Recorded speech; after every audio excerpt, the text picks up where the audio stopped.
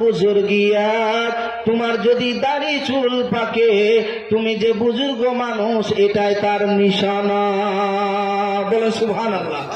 হযরত ইব্রাহিম আলাইহিস সালাতু ওয়াস সালাম তিনি কখনো মেহমান ছাড়া খেতেন না, কখনো তিনি মেহমান ছাড়া খেতেন না। একদিন তিনি মেহমান পাননি, একদিন রাস্তার ধারে দাঁড়িয়ে আছেন।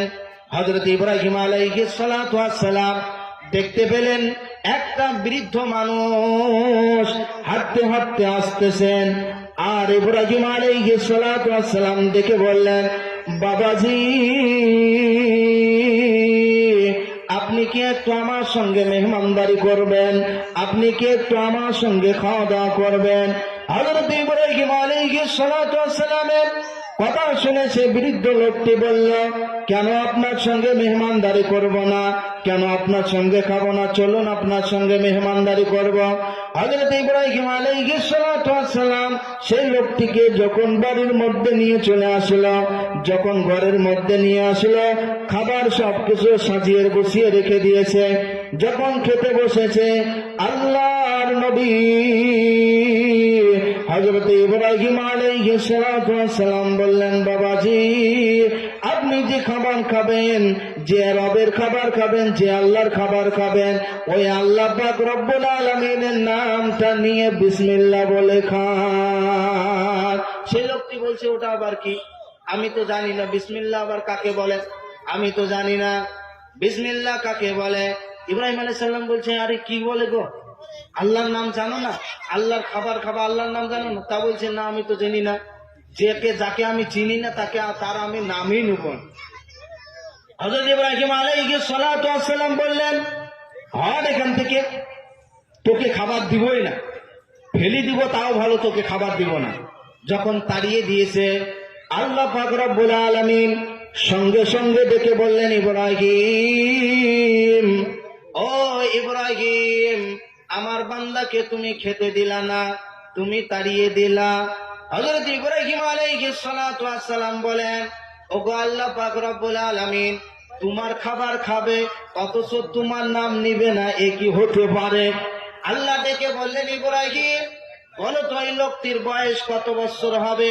হযরত ইব্রাহিম আলাইহিস সালাতু ওয়াস সালাম বললেন, ইয়া রাব্বুল আলামিন, ইয়া আল্লাহ মিনিমাম তো 90 বছর বয়স হয়ে যাবে। আল্লাহ পাক রব্বুল আলামিন দেখে বললেন, ইব্রাহিম বিনা বিসমিল্লাহ, বিনা আল্লাহর নামে আমি আল্লাহ তাকে 90 বছর খেতে দিলাম, আর তুমি আমার বান্দাকে একবেলা খেতে দিতে পারলা না। হযরত ইব্রাহিম আলাইহিস সালাতু ওয়াস সালাম অবাক হয়ে গেলেন। বলে কি, আল্লাহ পাক রব্বুল আলামিনের কথা মতো ওই লোকটিকে আবার ডাকতে গেছে, বৃদ্ধ মানুষটাকে, বাবাজি একটু দাঁড়ান, একটু দাঁড়ান। হযরত ইব্রাহিম আলাইহিস সালাতু ওয়াস সালামের কথা শুনে সেই লোকটি বলছে, আপনার খাবার খাইনি বলে আল্লাহর নাম বলি নেই বলে কি আপনি মারবেন নাকি আবার? সেই লোকটি বলছে, আপনি কে মারবেন নাকি আবার? হযরত ইব্রাহিম আলাইহিস সালাতু ওয়াস সালাম বলছেন, না বাবাজি আপনাকে মারবো না, আল্লাহর কসম করে বলে আপনাকে কখনো মারবো না। হযরত ইব্রাহিম আলাইহিস সালাতু ওয়াস সালাম বললেন, বাবাজি একটু আমার বাড়ির মধ্যে চলুন, আপনি আমার বাড়িতে আবার সুন্দর করে মেহমানদারিটা করবেন। ওই বৃদ্ধ লোকটি বলছে, আপনি তো এখনই আমাকে খাবার না দিয়ে তাড়িয়ে দিচ্ছিলেন, আবার এখনই আবার নিজে আমাকে খাবার খাওয়াচ্ছেন, কারণটা কি? হযরত ইব্রাহিম আলাইহিস সালাতু ওয়াস সালাম বলেন, বাবাজি আগে ঘরের মধ্যে চলেন, তারপর পুরো ঘটনাটা খুলে বলবো। ওই লোকটি ঘরের মধ্যে এসেছে, আসার পর হযরত ইব্রাহিম আলাইহিস সালাতু ওয়াস সালামকে ডেকে বলছেন, ও ইব্রাহিম, এখনই আপনি খেতে দিচ্ছিলেন না আমাকে, আবার সুন্দর করে খাবার সাজিয়ে গুছিয়ে আমাকে আবার আপনি ডেকে নিয়ে আসলেন, কারণটা কি? হযরত ইব্রাহিম আলাইহিস সালাতু ওয়াস সালাম বলেন, বাবাজি আপনাকে যখন আমি ঘর থেকে বাহির করে দিয়েছিলাম, যখন আপনাকে তাড়িয়ে দিয়েছিলাম, আমার আল্লাহ পাক রব্বুল আলামিন সহ্য করতে পারেননি, সঙ্গে সঙ্গে আমার আল্লাহ আমাকে জানিয়ে দিলেন, ইব্রাহিম যাকে আমি বিনা বিসমিল্লাহ 90 বছর খেতে দিলাম, আর আমার বান্দাকে তুমি একবেলা খেতে দিতে পারলা না। ওই লোকটি বলছে, তাই নাকি? যে আল্লাহ পাক রব্বুল আলামিন আমার এত খোঁজ খবর রাখে, যে আল্লাহ পাক রব্বুল আলামিন আমার এত খোঁজ খবর রাখে, আমি না খেলে নারাজ হয়ে যায়, ওই আল্লাহকে কি করে খুশি করতে হয় আমাকে বলো। যতক্ষণ পর্যন্ত আমি খুশি না করবো ওই আল্লাহকে, ততক্ষণ পর্যন্ত আমি খাবার খাবো না। বলে সুবহানাল্লাহ। ওই লোকটি হযরত ইব্রাহিম আলাইহিস সালাতু ওয়াস সালাম বললেন, আল্লাহর বান্দা, আপনি যদি আল্লাহ পাক রব্বুল আলামিনের প্রতি ঈমানটা নিয়ে আসেন, আল্লাহর বান্দা একটা জাহান্নাম থেকে জান্নাতের মধ্যে চলে যাবে, আল্লাহ রব্বুল আলামিন এতেই খুশি হয়ে যাবে। ওই লোকটি ঘোষণা করে দিল, লা ইলাহা ইব্রাহিম খলিলুল্লাহ। বলে সুবহানাল্লাহ। এই জন্য আল্লাহ যদি খেতে দেয়, কেউ তা খাবার থেকে মারতে পারবে না। আল্লাহ পাক রব্বুল আলামিন হচ্ছেন রিজিকের মালিক, তা কেউ রক্ষা করতে, আল্লাহ যদি আপনাকে দেয় তা কেউ কিছুই করতে পারবে না। আর আল্লাহ যদি না দেয়, আপনি সারা পৃথিবীর মধ্যে ঘুরবেন, কোন জায়গার মধ্যে পারবেন না। এ বাবা, আপনারা সকলে আকীদাকে মজবুত করবেন। এই জন্য রিজিকের মালিক হচ্ছেন আমার আল্লাহ। আল্লাহ বলেন, ওয়া মা মিন দাব্বাতিন ইল্লা আলাল্লাহি রিজকুহা। এই পৃথিবীর মধ্যে এমন কোন বিচরণশীল জীব নাই যে জীবের রিজিকের দায়িত্ব আমি আল্লাহ আমার কাছে নাই। এজন্য সমস্ত রিজিকের মালিক হচ্ছেন আমার আল্লাহ। বলেন কে? আল্লাহ। হযরতে মুসা আলাইহিস সালাতু ওয়াস সালাম, এই নবীরও আপনারা সকলে নাম শুনেছেন। হযরতে মুসা আলাইহিস সালাতু ওয়াস সালাম, একদিন তিনি যখন তার শ্বশুর বাড়ির থেকে বাড়ির মধ্যে ফিরে আসছিলেন, যখন তিনি শ্বশুর বাড়ির থেকে বাড়ির মধ্যে মিশরের মধ্যে ফিরে আসবেন, পাহাড়ের এক কিনারের মধ্যে আপনার স্ত্রীকে রেখে দিয়েছেন। স্ত্রীকে রাখার পর ওই স্ত্রীকে বলছে, বিবি গো, আপনি একটু এখানে অপেক্ষা করেন, আমি দেখি কোন জায়গার মধ্যে কোনো মানুষের খোঁজ পাই নাকি। হযরতে মুসা আলাইহিস সালাতু ওয়াস সালাম বিবিকে রেখে দিয়ে যখন চলে যাচ্ছিলেন, তখন তিনি দূরে একটা তাকিয়ে দেখলেন। তাকিয়ে দেখেন পাহাড়ের উপরে একটা আগুন জ্বলতেছে।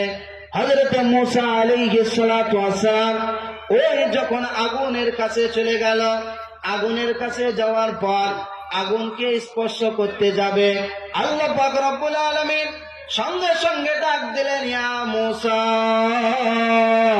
মুসা আলাইহিস সালাতু ওয়াস সালাম এদিকে তাকায়, ওদিকে তাকায়, সেদিকে তাকায়, কাউকে দেখতে পায়নি। কি বেকায়দায় পড়লাম, কাউকে তো দেখতে পাচ্ছি না, কেউ তো নাই। হযরতে মুসা আলাইহিস সালাতু ওয়াস সালাম কে ডেকে বললেন, আনা রব্বুক। ও মুসা, এটা কোনো আগুন নয়, এটা কোনো কিছুই নয়, আমি হচ্ছি তোমার রব আল্লাহ। বলে সুবহানাল্লাহ। হযরতে মুসা আলাইহিস সালাতু ওয়াস সালামকে আল্লাহ পাক রব্বুল আলামিন বললেন, ও মুসা, ভালো করে শোনো, আমি আল্লাহ পাক রব্বুল আলামিন তোমাকে নির্দেশ দিচ্ছি, তুমি ভালো করে শোনো। মুসা আলাইহিস সালাতু ওয়াস সালাম বললেন, আল্লাহ বলুন। আল্লাহ পাক রব্বুল আলামিন ডেকে বললেন, ইন্নানি আনাল্লাহ লা ইলাহা ইল্লা আনা ফা'বুদনি ওয়া আকিমিস সালাতা লিযিকরি। আল্লাহ পাক রব্বুল আলামিন মুসাকে ডেকে বললেন, ও মুসা, ইন্নানি আনাল্লাহ লা ইলাহা ইল্লা আনা ফা'বুদনি আকিমিস সালাতা লিযিকরি।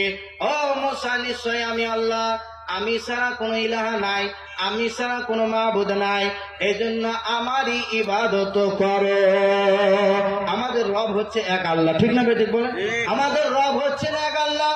আল্লাহ বলেন, কুল হুয়াল্লাহু আহাদ আল্লাহুস সামাদ লাম ইয়ালিদ ওয়া লাম ইউলাদ ওয়া লাম ইয়াকুল লাহু কুফুয়ান আহাদ।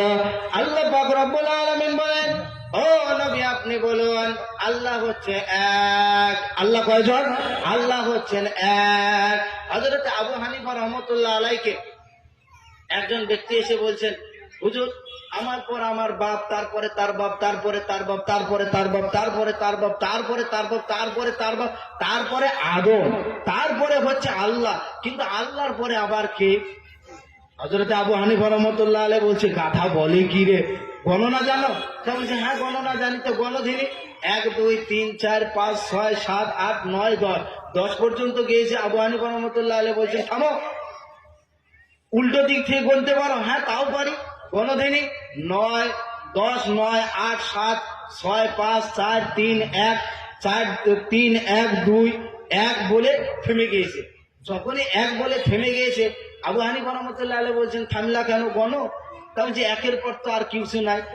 তো গাধা, আল্লাহ তো বলে দিয়েছেন, আল্লাহ হচ্ছেন কুল হুয়াল্লাহু আহাদ, আল্লাহ হচ্ছেন এক, তিনি কাউকে জন্ম দেননি, তাকেও কেউ জন্ম দেয়নি, আসমান এবং জমিনে তার সমকক্ষ কেউ না।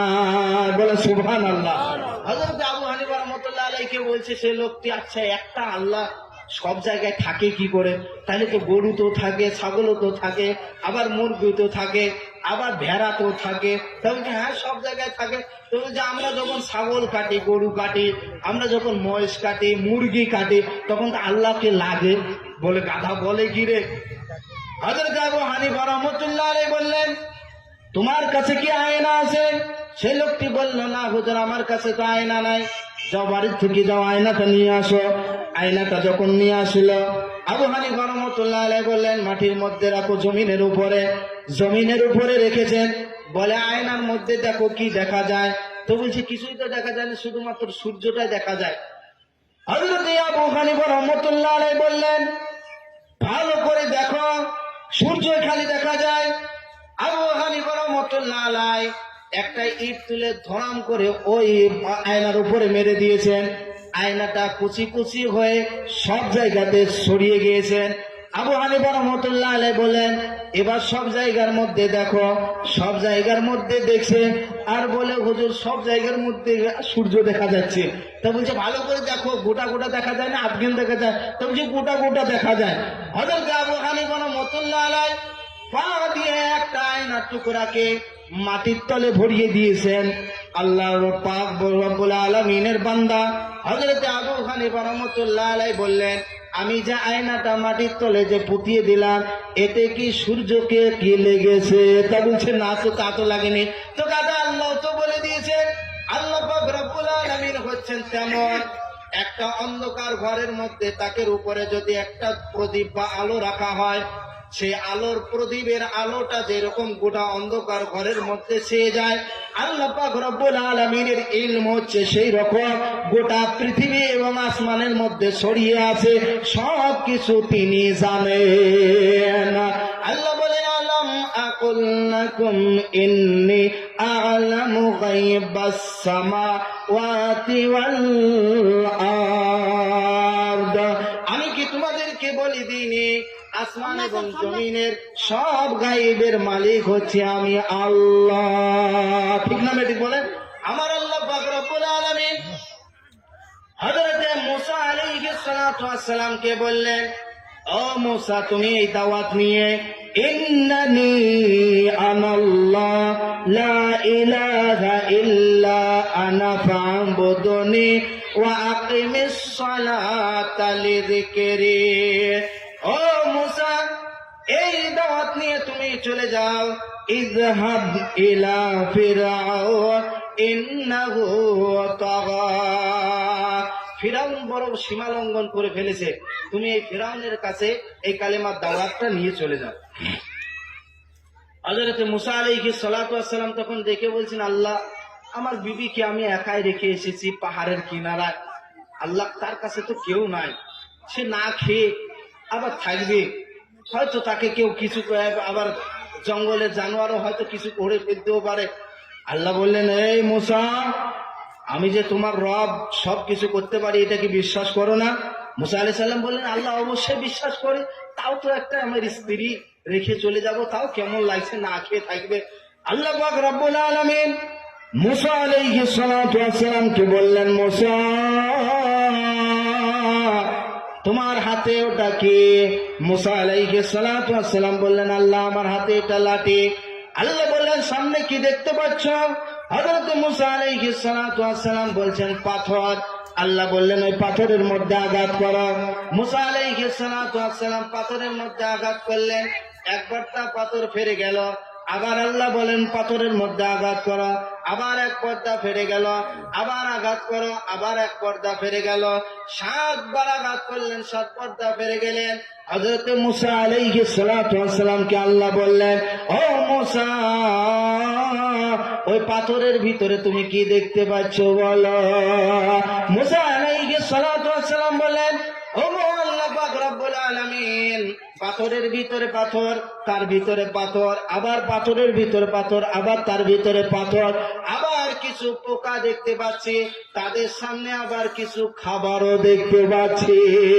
হযরত মুসা আলাইহিস সালাতু ওয়াস সালামকে আল্লাহ পাক রব্বুল আলামিন বলে দিলেন, মুসা, পাথরের ভিতরে পাথর, তার ভিতরে পাথর, তার ভিতরে পাথর, তার ভিতরে পাথর, তার ভিতরে পোকাকে যদি আমি আল্লাহ খেতে দিতে পারি, তাহলে তোমার স্ত্রীকে আমি কি খেতে দিতে পারব না? হযরত মুসা আলাইহিস সালাতু ওয়াস সালাম বলেন, আল্লাহ পাক রব্বুল আলামিন, অবশ্যই তুমি খেতে দিতে পারবা। এজন্য রিজিকের মালিক হচ্ছেন আল্লাহ। কে বলুন? আল্লাহ পাক রব্বুল আলামিন। এই জন্য রিজিক কারো কাছে চাওয়া যাবে না, আল্লাহ পাক রব্বুল আলামিনের কাছে রিজিক চাইতে হবে। আল্লাহ বলেন, ওয়ালাউ আন্না আহলাল কুরা আমানু ওয়াত্তাকাউ লাফাতাহনা আলাইহিম বারাকাতিম মিনাস সামাই ওয়াল আরদ। আল্লাহ বলেন, তোমরা যদি দুটো জিনিস করতে পারো, এক আমার প্রতি যদি ভয় করতে পারো, আর আমার প্রতি যদি ঈমানটা নিয়ে আসতে পারো, আমি আল্লাহ পাক রব্বুল আলামিন কথা দিচ্ছি, আসমান এবং জমিনের সব রিজিকের দরওয়াজা আমি খুলে দেব। বলে সুবহানাল্লাহ। এজন্য আল্লাহর কাছে রিজিক চাইতে হবে, কারো কাছে রিজিকটা চাওয়ানো যাবে না। ভাইরা,